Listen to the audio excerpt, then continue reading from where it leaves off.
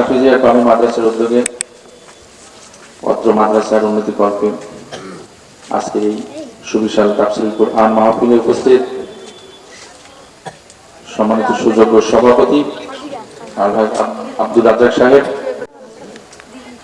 আজকের এই মাহফিলের সম্মানিত প্রধান আলোচক, দেশ বরেণ্য আলেমে দ্বীন, আমাদের অত্যন্ত সুপরিচিত সুমিষ্ট ভাষী বক্তা শ্রদ্ধাভাজন মৌলানা আবুল কালাম আজাদ, এবং পূর্বে আপনাদের সামনে আলোচনা করে গেলেন শ্রদ্ধাভাজন মৌলানা রফিকুল ইসলাম।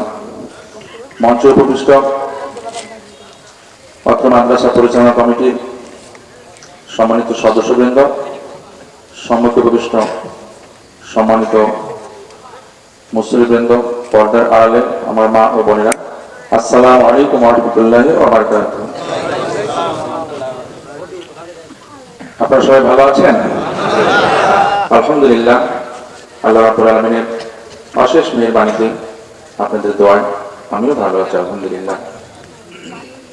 আমরা কতটা ভালো আছি এটা তখনই আপনি অনুভব করতে পারবেন যখন আপনি সরকারি হাসপাতালগুলোতে যাবেন, দেখবেন অসুস্থ রোগী হসপিটালের বেডে জায়গা না পেয়ে মেঝেতে চিকিৎসাধীন অবস্থায় আছেন, কিভাবে কাতরাচ্ছেন। তাছাড়া যদি আমরা ভালো নাই, তাহলে আল্লাহর শুকরিয়া আদায় কতটুকু করতে হবে? যতটুকু তিনি শুকরিয়া আদায়ের যোগ্য ততটুকু। আপনি শিরোইল রেল স্টেশনে যেয়ে দেখবেন বস্ত্রহারা অনেক দরিদ্র মানুষ সেখানে শুয়ে আছে, তাদের কোনো শীত পোশাক নেই, মেঝেতে শুয়ে আছে, এমনকি তাদের মাথায় দেওয়ার জন্য নরম বালিশটুকু নেই। এরকম দেখেন না আপনারা? তার সাথে আমার অনেক ভালো নাই।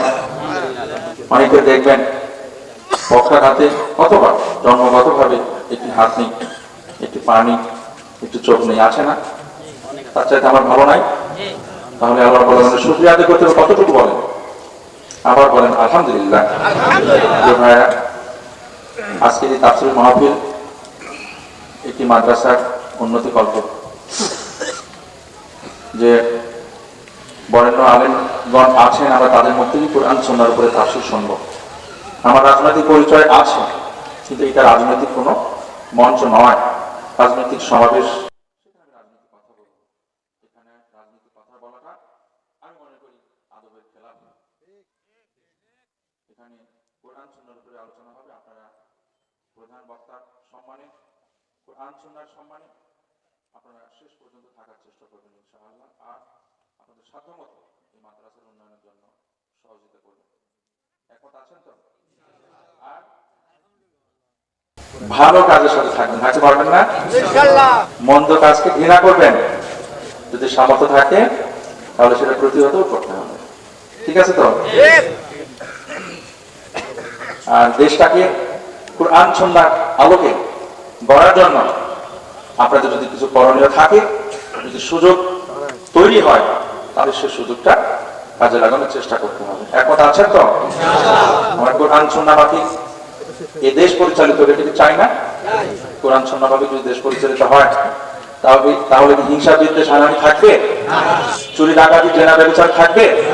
ইফতিজিং চাঁদাবাজি সন্ত্রাস থাকবে? থাকবে না। ধনী গরিবের এই ব্যবধান থাকবে? জাকাত ভিত্তিক অর্থনৈতিক ব্যবস্থা হবে, ধনী গরিবের ব্যবধানটা কমে আসবে, আসবে না? আচ্ছা, আমরা সেই সমাজটার স্বপ্ন দেখি তো নাকি?